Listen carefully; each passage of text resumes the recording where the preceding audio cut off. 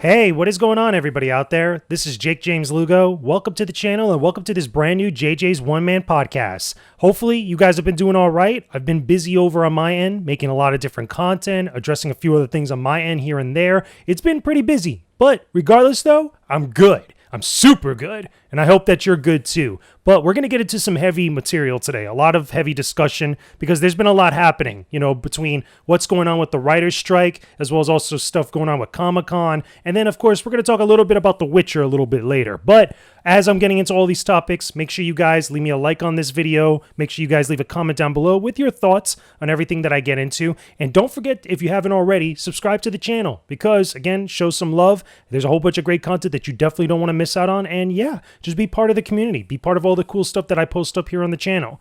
Regardless, though, let's talk about these strikes, okay? Specifically the SAG-AFTRA strike and the writer's strike, WGA strike. It's pretty much looked at as just the strike because it's like everything happening at the same exact time. Heck, even the post office might be going on strike at some point. Everybody's getting ready to go on strike.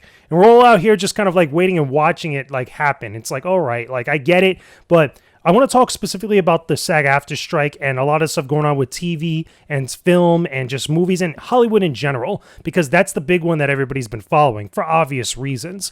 And for stuff like, influencers, content creators, media, journalists, it's been a little weird and it's been hard to navigate and confusing, while also at the same time for many of us trying to make sure that we support what's going on, the right causes, while trying to continue to do our stuff, either to get paid or to get our content out there, whatever have you. It's just been very confusing for a lot of people. And on my end, from my perspective and my lens, for all the way over here, just, between reviewing movies, reviewing games and such, it's been just as confusing. One of the weird things that I felt was kind of, not as always clear, especially at the very start when the strike started happening, was that there was a lot of people going around saying that doing movie reviews and even just talking about stuff was still not a good thing to do in order to show support and show solidarity with what was going on with SAG-AFTRA. A lot of content creators and influencers, especially on TikTok, everybody had like all this chatter going on, and everybody was under the consensus or on the impression like you just couldn't do any content about movies. And I think that kind of sucks. I felt like for a brief period of time that was unfair, especially for a lot of people that probably don't go out of their way to promote stuff for various studios. They're not going to premieres. They're not doing any of this other stuff. Some of them might even be reviewing old stuff, like old movies, old TV shows, old games. I felt for a brief period of time, if that was the actual case where we just couldn't do anything, that was unfair. However, luckily for us, and I even have it pulled up now as I'm talking to you guys, the FAQs that came out from SAG-AFTRA and some of the articles that various places like Variety actually posted up to kind of give some clarity for what was going on, where they could actually speak with some of the SAG-AFTRA representatives and some of the other people like Fran Drescher and these other people that are part of SAG-AFTRA to kind of give some clarity on this. And the best one I saw was at Variety, besides the SAG-AFTRA FAQ for specific people like influencers, actors, etc. And one of the biggest things, like from the very get-go, is that they address a lot of the stuff for media people, for critics, for content creators, for entertainment journalists. And it's like, from the very get-go, yes, you can review stuff. Yes, you could actually talk about and cover stuff if you're a journalist, especially if you're an entertainment journalist and you cover movies and TV. As long as you're not going out and doing promotion, like making content in the terms of like, okay, this is like actual promotion, like to get notoriety out about like some of these projects for struck companies. So like anything going on obviously with Barbie, obviously stuff going on with Oppenheimer, there's the TMNT movie coming out soon, like going to these red carpet premieres, posting up on social media saying like, hey, look it, I'm over here, check out this stuff for more info. That's the type of stuff that SAG-AFTRA doesn't want people to do, or they're encouraging people to not do that type of stuff. And that goes for those that are both non-union and also part of the union. Part of the union makes sense. Obviously, if you're part of the SAG-AFTRA union or any of these unions and you're on strike, you don't want to be doing stuff to kind of go against that. That's what's called scabbing. And funny enough, right? Scabbing has been a term that I feel like has picked up a lot of like traction lately because of all this stuff. I think the majority of people don't really truly understand what it means, and they're kind of just saying it as like a buzzword, because calling everybody out here that's like doing content or trying to figure out what's what, a scab, doesn't really help. I saw a lot of this going on, and a lot of this was kind of directed at a few creators on TikTok, specifically Straw Hat Goofy. I saw, and there was a couple others as well, but he was really the big one that I saw people really going after pretty hard. And from what I saw, even with his little skit, which I thought the skit was kind of stupid, he could have just talked to everybody. But even with that skit, I don't think that he was coming out and saying that he was going to be a scab. And I don't think that a lot of people really should have came at him that as hard as they did, because what he's doing is not really scabbing. You know, he's doing contracted work he was contacted about a long time ago, prior to all this strike stuff. Even though there was a lot of writing in like the tea leaves and stuff of a lot of this was going to come to pass, I felt like, people were just being radically unfair towards him and a few others. You could definitely tell, especially on TikTok, but even in other places on social media like Twitter, even on YouTube, there's a lot of people that really try to capitalize on controversy and really try to capitalize on opportunity to go after people, to get into the good graces of those that are caught up on emotion right now, especially with all this stuff going on with the strike. I think there's conversations to be had. I think that a couple of the actors that I saw that reached out to him and had like a whole live actual discussion about this stuff, I think that was good. That was a much better way to address a lot of things and to kind of make things a little bit more clear and kind of deep dive into a lot of the issues that are going on with the strike. But like, I see a lot of these other like larger creators on TikTok and a lot of these other larger creators or influencers on social media that are clearly just trying to get ahead.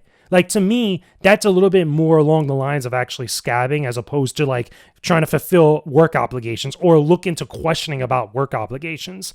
Because I think it was pretty clear cut when SAG-AFTRA came out and said, like, look, if you had contracts about some of these films coming up that you already signed prior to striking, just do what you got to do. Like, just like finish all that stuff up. Just don't take on new work. And I think that was pretty clear. And even with Straw Hat, I felt like he made it pretty clear as well. I think that he could have had a better delivery again without the skit, but still, at least I got that from when I first saw this stuff, because it just it's common sense. Feels like, you can't just break a contract, especially if you signed it or you're getting paid to do something, like, obviously. The other thing about this too, which I'm glad that they made very clear, SAG-AFTRA, specifically, about boycotting going to the movies or streaming stuff like on Netflix or any other streamer. I think that it would have been wildly unfair if they called for a boycott of that stuff, which I get it. They're fighting for specific things to help the people behind the scenes and stuff. But the common person, like the common like viewer, the common moviegoer and stuff, like, I don't think they need to have their stuff impeded or at least, blocked off because of all this stuff going on, because they technically have nothing to do with what's going on behind the scenes. Like, they're the viewer, they're the consumer, they're the market. They're the ones that are paying money to go see these things or to actually use these streamers. So I don't think that stuff got too crazy to the point where that stuff needed to be blocked off. And I'm glad that they had the foresight and at least the mindset to actually know that. Because can you imagine what it would have been like if the WGA or SAG-AFTRA or any of these places actually started telling people to boycott Netflix? Like, I think there was a point maybe they probably talked about it, because if you read a lot of the reports in the news, there's a lot of places that are saying that Netflix is really the one that's like the big stickler out of all this. And it has to do with like them revealing their numbers, them actually revealing certain things about like actual streaming numbers and paying out, what is it? I think it's residuals or any other sort of thing that's related to that. I could totally understand like where that conversation would have been had, but at least at the way that things stand as right now, boycotting streamers, boycotting going to the movies and stuff, I felt like that would have been a step too far, but at least they didn't do that. Like, they still told people you could still go and check out all this stuff that's coming out. We're just, we're encouraging the people that are part of the industry, the ones that make this stuff, to not promote it, to actually impact the word of mouth about it. Because you're never going to stop the word of mouth from people, from regular just like moviegoers and stuff, but you could definitely stop the actors and the people that are actually paid and employed to do this stuff when you're on strike. Because again, that's more about those people that are actually part of that union and stuff. The same thing goes for other things like reality TV, game shows, and all these other things. It gets a little bit more complicated after that, and it kind of gets away from the stuff that I actually look at and stuff that I actually check out and stuff. But it's really messy overall. You could even throw in the thing about cosplay, because I'm actually scrolling through now the FAQ that Variety has as I'm talking to you guys. And one of the big things that came up also in relation to influencers was cosplay. Like, if you're not part of the actual union and stuff, you could actually go right ahead and actually start doing like, cosplay, or just go hang out with people at like Comic-Con. Comic-Con is going on right now as the time that I'm actually like doing this episode. But people worried about like, yo, Comic-Con's coming up. Like, can I like not go? Can I like not cosplay? And I think that they made things perfectly clear as far as like, oh, look, if you want to cosplay, go cosplay. Just don't do it in a promotional capacity. Don't go and actually go to your table and actually start promoting the show that you're a part of. Don't go dressed up as the character and actually start taking pictures and all this stuff saying, hey, go check out the show and stuff. Obviously, two very different things. If you just want to go and just hang out, I think everybody's totally fine with that. Okay. As long as you're not promoting struck work, as long as you're not doing stuff that's like in a paid capacity, you're good to go. I think also it gets even more complicated with the independent stuff, which I'm not really going to address here. There's like a whole bunch of other stuff out there that you guys could check out to get more clarity on it. But again, it just gets really messy, once you start to read more about this. So how does this wave right back over to me as an influencer, to me as a person, just covering movies, just kind of doing my own thing? Well, luckily for me, like based on some of the stuff that I even said earlier, when it comes to reviewing films, like what I did with Barbie and Oppenheimer and stuff, I'm still allowed as a media person, as a journalist, as a content creator to still review stuff. And I think after a couple days, people actually got that very clear, where you start to see more people on TikTok, on YouTube, on social media like Twitter and Instagram, start to review those movies more, or at least more comfortable coming out and actually reviewing those movies. One of the things that I did do me personally, was that I actually didn't do the AMC like little video on TikTok that I normally do, because I had a whole plan of when I was actually going to go do the Barbenheimer double feature, because that's what I did when I saw Barbie and Oppenheimer the same day. I was going to do a whole video about me going to be part of Barbenheimer. I was going to go to my AMC. I was going to show some of the theatrical posters. There was actually a couple things there specifically for Barbie, where they had like this big box that people could take pictures with as like a Barbie doll or a Ken doll. The same thing with Oppenheimer. I was going to get a fedora, walk around into the theater, grab a drink at the MacGuffin's bar. I was going to do a whole thing. And because of the strike and because of how things were, and at the time when I was thinking about it, things were so kind of like unclear and not figured out, I decided, you know what, maybe that's not the best idea. Like, I'll do an out of the theater reaction. I'll do like a written review for Clownfish TV, because that's fair. That's a review. That's not promotion. It's critique more than anything else. That was totally fine. But what I normally do, I would just like avoid doing that. And I even said it as much on the specific videos that I'm talking about, because I felt that's fair. Like, okay, that makes more sense to me as it applies to what I do, because I love doing those videos when it comes to going to my AMC theater. I think that's dope. I think hopefully one day, fingers crossed, maybe I could collab or partner up with AMC, and that would be kind of cool to do stuff like that, or even to go to premieres. But with the strike going on, obviously, I think that, it's much more mindful to actually support the strike by not doing that type of content, as opposed to with my reviews, which are totally separate from that. It made more sense to me, and it kind of applied to me in a much more sensible way. And I thought, okay, we'll go about it like that. It's going to be the same thing, because believe it or not, I'm actually going to the Teenage Mutant Ninja Turtles movie premiere. That's actually happening down here at one of the theaters. I don't know if it's an AMC theater specifically, but that's the next movie coming up that I'm actually going to go check out and review eventually. I think that because I'm seeing it so early, I think I have to wait a little bit because of the embargo for the movie review. But outside of that specifically, most of the other movies are going to be falling into the same thing. I know we got Blue Beetle coming up. I think that there's a couple others that I know I'm forgetting within the month of August and September, because even more recently, like, stuff got delayed and such, like all the way delayed to like the end of the year, if not next year. Like Aquaman was a big one that's probably going to get delayed till next year. Dune 2, the list goes on. But I felt that was the best way to approach everything as far as with the strike going on. And the same thing also goes for other shows and other streaming things that I cover. More specifically, because I don't really cover them as much on my TikTok as anymore. A lot of the time it's because a lot of people just aren't watching that stuff, which, you would think like with all the people that are interested in these shows that they would actually want to hear more opinions about it. So I try to go about it in ways that like might be interesting, or at least, might provide some food for thought. But I've gotten a little bit away from that and decided to focus more on my gaming stuff, which is the other thing I should mention before I move on. Gaming related stuff, not applicable with the SAGAFTRA strike or any of the strikes going on. So I could still cover games, review them, talk about them, and go about business as usual, which is great, because a lot of people were worried, especially if you were just covering movies and TV, about how they were going to pivot. And I could always fall back on gaming stuff, which is really my bread and butter. as opposed to just focusing on movies or anything else like that. Entertainment-wise, we're in relation to Hollywood.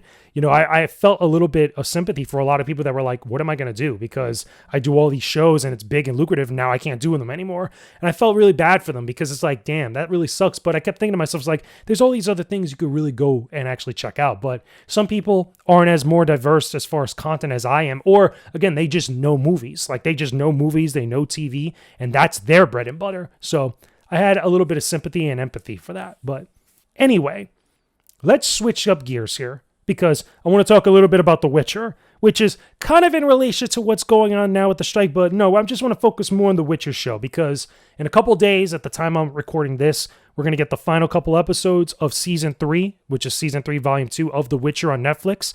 It's going to be Henry Cavill's last few episodes as Geralt of Rivia, which is a darn shame. I've talked about this a couple times in various places. I'm a big fan of The Witcher show. A lot of people don't like it for many reasons, especially Season 2, but I've enjoyed it as I've gone on to watch the show. I even rewatched Season 1 and 2 recently, within the last couple weeks, ever since I first saw Season 3. On my own time, not even talking about, just rewatching it, getting ready for the final couple episodes with Henry Cavill. To be honest with you, it's a shame to see this go down like this, and it sucks because I saw some of the marketing that they're doing for Season 3, Volume 1, and it really shows you just how bad things have gotten. I feel bad for Henry Cavill, but I also feel bad for Liam Hemsworth because he's the next guy that's going to take on the part of Geralt of Rivia, and it's like he's coming into such a volatile situation, and none of it is his fault. So I really do hope that on social media and, in places like TikTok and stuff, that people are very, nicer to him because all this stuff that's going on with the show has nothing to do with him. It's really the writers and the showrunners that are the ones making this situation the way it is, because had things been better behind the scenes and better with the writers' room and better with the handling of the show overall, Henry Cavill wouldn't be leaving the show. And it would suck just to see all that bad vibe get thrown on top of Liam Hemsworth, because he doesn't deserve that. He didn't do anything wrong. He's just taking on a part next. That's a next gig for him that just happened to be open, and they're just looking towards him to fulfill the role. He shouldn't be blamed for what's going on with Henry Cavill. And there's going to be a lot of people that do that, and that's just that's not cool because he might give an awesome performance as Geralt of Rivia, but so a lot of people are just going to completely ignore that, or they're just going to completely overshadow their feelings about the show with Henry Cavill. So keep that in mind once, Season 4 comes out eventually down the line, eventually if they ever get to it, given the strikes and stuff. But to get back on Henry Cavill's last few episodes, I've enjoyed Season 3. I felt that Season 3 was much better than Season 2. We actually got more stuff in relation to what we got from the game, specifically Witcher 3, and the whole relationship of having Geralt, Yennefer, and Ciri together. The way that this season starts out, I thought that was good. And even getting moments with Yennefer and Geralt together, with formal Geralt, I call him, which is, that whole mage's ball that they have towards the end of the volume of the season. I actually like that. So a lot of people had a big problem with it. And I was like, no, I think this is good because it gives us that formal, funny version of Geralt a little bit, where it's kind of like this juxtaposition where you have this rugged Witcher, this monster hunter, and it's in this fancy setting, which you get from the games, believe it or not, in Witcher 3. There's a couple instances, especially when he goes to actually help out Triss Merigold and a few other stuff here and there, where you get that fancy Geralt. It just is funny to me. It actually makes it for good material, and it's actually a good, change up from the usual stuff that we see Geralt with when he's actually hunting and fighting monsters or fighting other people that are bad. To me, I thought that was cool, but one of the other things I wanted to do, which I'm not going to be able to do when the episodes drop, is that I finally saw a couple different things for The Witcher that I was actually getting. I ended up getting my Witcher medallion. That's the replica of Henry Cavill's Witcher medallion for Netflix. I got that I'm getting that in the mail now, which was cool. But also, one of the things I saw is that I wanted to get this beer that's a non-alcoholic beer called Geralt's Gold. If you don't know what I'm talking about, go check out a review from a friend of mine. His name is Eric Kane over on Forbes. We actually did a whole bunch of write-ups about the Witcher Netflix series, but he does this one about Geralt's Gold, which is this brewed non-alcoholic beer that I was going to get. I was going to get a whole stein to kind of get in the mood and the celebration, the vibe for the last couple episodes to kind of send off Henry Cavill that way. But unfortunately, with the delivery time. Like, I don't think it was going to arrive by the time that the episodes went live. On that, I was going to do a whole video about it, just showing like, hey, check this out and stuff. And even then I have to think about it because of the strike stuff. But I decided not to do it because of the time frame of when it would actually arrive. So I think I'm just going to chill. I'm going to get some wine, because we got a whole bunch of stuff with wine involved with the show, or at least in the world of The Witcher, and just chill out. Once I get my Witcher medallion, I'm going to relax, watch these episodes. I'm probably going to write up a review for Clownfish TV about those final few episodes because they're such a big deal. I did one for the first couple of episodes for volume 1, which you could go find on Clownfish TV now. But with this one, it's a shame because I like the show. I wish that they had Henry Cavill sticking with it, to actually go and do season 4 and 5, because I think he even talked about that. They had material for like 7 seasons at one point that he mentioned. It would have been sweet to see that because there's so many other things that they could have gone into with the books and maybe borrowed elements from the games, but it is what it is. I'm going to watch The Witcher season 3, volume 2. I'm going to check it out. I'm looking forward to it. To at least, see this ride through, see it through to the end. Whatever comes from that afterwards, it is what it is, or be it as it may. But let me know some of your thoughts about The Witcher season 3 in general in the comment section down below. Are you guys excited to see the last few episodes? Are you not? What are your thoughts about Henry Cavill leaving the show? Talk to me about all that down below in the comment section. But, get a good discussion going. But regardless, though, hopefully you guys enjoyed this episode of the podcast as well. I know there was a lot to dive into between the strike, between The Witcher and everything else. There's more content, more review content coming from me very soon. I'm thinking of tackling another Star Wars game, probably as my next big video review.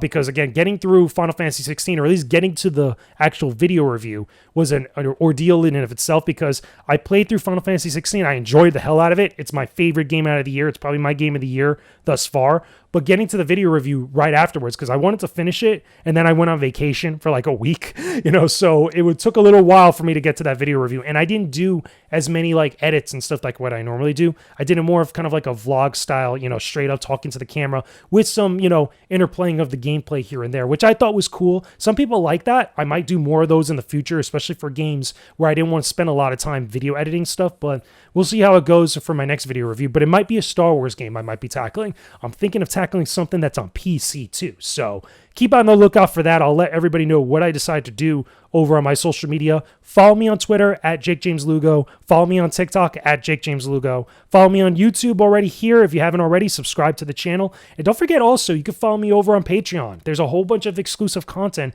just for $1 and a whole bunch of other levels after that. But just for $1, you get a ton of exclusive content. Exclusive podcasts, exclusive early access to brand new videos, and a whole bunch of other stuff. Check it out. There's links in the description box down below. Hopefully you guys enjoyed the podcast, and I will talk to all of you again very soon. Peace out, and stay epic, everybody.